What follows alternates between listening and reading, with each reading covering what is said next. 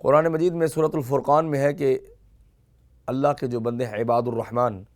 ان کی بہت سی خوبیوں میں ایک یہ بھی ہے کہ جب ان کو اللہ کی یاد دلائی جاتی ہے، اللہ کی آیتیں ان کے اوپر پڑھی جاتی ہیں، لم یخروا علیہا صما وعمیانا، وہ اندھے اور بہرے بن کر گر نہیں پڑتے، بلکہ وہ وجلت قلوبہم، سورۃ الانفال میں ہے کہ اذا ذکر اللہ وجلت قلوبہم وزادتہم ایمانا وعلی ربہم یتوکلون، کہ ان کو جب اللہ کا نام یاد دلایا جاتا ہے تو ان کے دل دہل جاتے ہیں اور ان کا ایمان بڑھ جاتا ہے اور وہ اپنے رب پہ توکل کرتے ہیں۔ قرآن مجید کے مقابلے کے بارے میں نبی کریم صلی اللہ علیہ وسلم کا ارشاد مبارک ہے کہ جیسے دنیا میں تمنا نہیں کرنی چاہیے کہ وہ چیز اس کے پاس ہے تو میرے پاس بھی ہو، لا تتمنوا بما فضل اللہ بعضکم علی بعض، سورۃ النساء میں ہے کہ اللہ نے جو تمہیں چیزیں دی ہیں دوسروں کو دیکھ کے یہ نہ کہو کہ یہ مجھے بھی مل جائے، ہو سکتا ہے وہ تمہارے لیے بہتر نہ ہو، تو یہ اللہ کی تقسیم ہے، اس پہ راضی رہو۔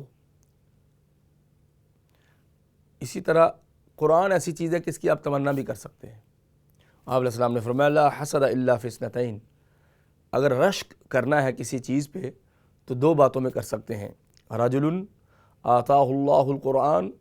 فیقرأہ آناء اللیل و آناء النہار، کہ وہ بندہ اس کی شخصیت اور اس کی زندگی اور اس کی لائف پہ رشک کرو، اس کو اپنانے کی تمنا کر لو، جس کو اللہ نے قرآن کی نعمت سے نوازا ہے وہ صبح بھی پڑھتا ہے اور شام کو بھی اس کی تلاوت کرتا ہے۔ وَرَجُلٌ آتَاهُ اللَّهُ مَالًا فَسَلَّطَهُ عَلَى هَلَكَتِهِ، اور اللہ پاک نے اس بندے کو جس کو مال سے نوازا ہے اور اس کے خرچ کرنے پہ اس کو مسلط کر دیا ہے، متعین کر دیا ہے، وہ صبح و شام اللہ کی راہ میں مال چھپ کے بھی اور دکھا کے بھی خرچ کرتا ہے۔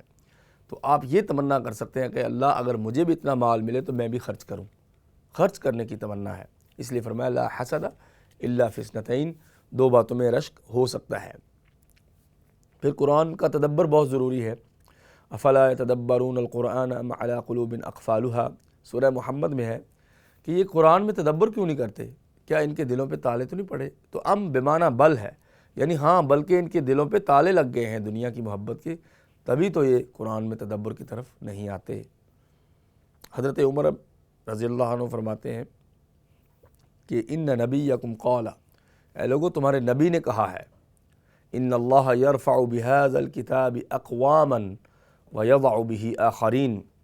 یہ صحیح مسلم میں حدیث ہے باب فضل قراءۃ القرآن میں، کہ قرآن پڑھنے کی فضیلت کے چیپٹر میں، کہ حضرت عمر فرماتے ہیں کہ ہمارے نبی نے کہا ہے کہ لوگو اللہ تعالیٰ اس کتاب کے ذریعے قوموں کو عزتیں بخش دیتا ہے اور اسی کتاب کو چھوڑنے کی وجہ سے قوموں کو ذلیل کر دیتا ہے، رسوا کر دیتا ہے۔ حضرت اقبال نے کہا تھا نا، وہ معزز تھے زمانے میں مسلمان ہو کر، تم خوار ہوئے تارک قرآن ہو کر، کہ قرآن کو چھوڑنے سے ذلت ملتی ہے اور اس کو اپنانے سے عزت ملتی ہے۔ اور سورہ طٰہٰ میں ہے فَمَنِ اتَّبَعَ هُدَايَ فَلَا يَضِلُّ وَلَا يَنسَى، کہ دو چیزوں کی گارنٹی ہے کہ جو ہماری ہدایت کی پیروی کرے گا نہ تو وہ گمراہ ہوگا اور نہ ولا یشقا، نہ وہ بدبخت ہوگا۔ حضرت عبداللہ ابن عباس فرماتے ہیں، تفسیر ابن کثیر میں یہ لکھا ہے اس کی تفسیر میں، کہ حضرت عبداللہ ابن عباس نے فرمایا کہ اللہ تعالیٰ نے قرآن پہ عمل کرنے والوں کو دو باتوں کی گارنٹی دی ہے، ایک دنیا کی ایک آخرت کی، فلا یضل، دنیا میں وہ گمراہ نہیں ہوگا، اس ہدایت کے پیچھے چلے، دنیا اس کی درست ہو گئی، ولا یشقا، اور آخرت میں بدقسمت نہیں ہوگا، آخرت بھی اس کی سنور گئی قرآن کی وجہ سے، اور جو آخرت میں بدقسمت نہیں ہوگا وہ جنت کے لوگوں میں سے ہوگا۔ اس لیے حضرت نبی کریم صلی اللہ علیہ وسلم نے اپنے صحابی حضرت ابی ابن کعب سے کہا، صحیح بخاری کی حدیث ہے، کہ باب یہ ہے کہ اب کسی دوسرے کو قرآن پڑھنے کے لیے کہنا جب کہ وہ آپ سے ادنا ہو، صحابی نبی سے کم ہے، تو حضرت ابی ابن کعب سے کہا قرآن پڑھو۔ عبداللہ ابن مسعود فرماتے ہیں کہ میں بیٹھا ہوا تھا، پھر قرآن ابی ابن کعب پڑھتے رہے، تو وہ کہتے ہیں اللہ اقرأ علیک وعلیک انزل، کہ اللہ کے نبی میں آپ پہ پڑھوں، آپ پہ تو نازل ہوا ہے،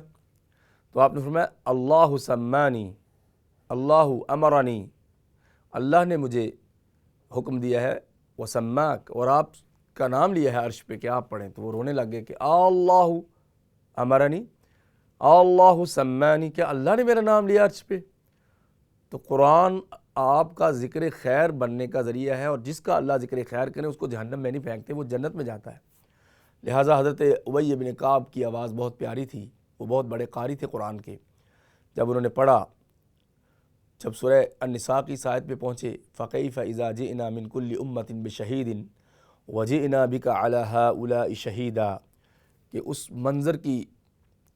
ہولناکی کا اندازہ کرو کہ جب ہر امت سے ایک گواہ لایا جائے گا ان کا پیغمبر، کہ بتاؤ تم نے حق ادا کیا تھا یا نہیں، اور اے نبی کریم صلی اللہ علیہ وسلم ہم آپ کو بھی گواہی کے لیے کھڑا کر دیں گے کہ بتائیں آپ نے شریعت کا حق ادا کیا تھا یا نہیں۔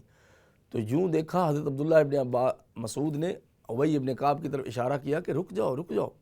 نبی کریم صلی اللہ علیہ وسلم کی طرف تو دیکھو کہ آنکھوں سے آنسو بہتے جا رہے ہیں، اب بس کرو، مزید نہ پڑھو۔ کہ نبی کریم صلی اللہ علیہ وسلم نے اپنے سے ادنا کو، اپنے سے کم کو بھی کہا کہ قرآن پڑھو، اور استاد اپنے شاگرد سے بھی کہہ سکتا ہے کہ قرآن پڑھو۔ خود نبی کریم صلی اللہ علیہ وسلم نے حضرت جبریل کو قرآن سنایا، اور ہر رمضان میں دور کرتے تھے، اور آخری زندگی میں 2 دفعہ قرآن کا دور کیا۔ اس لیے محترم ناظرین،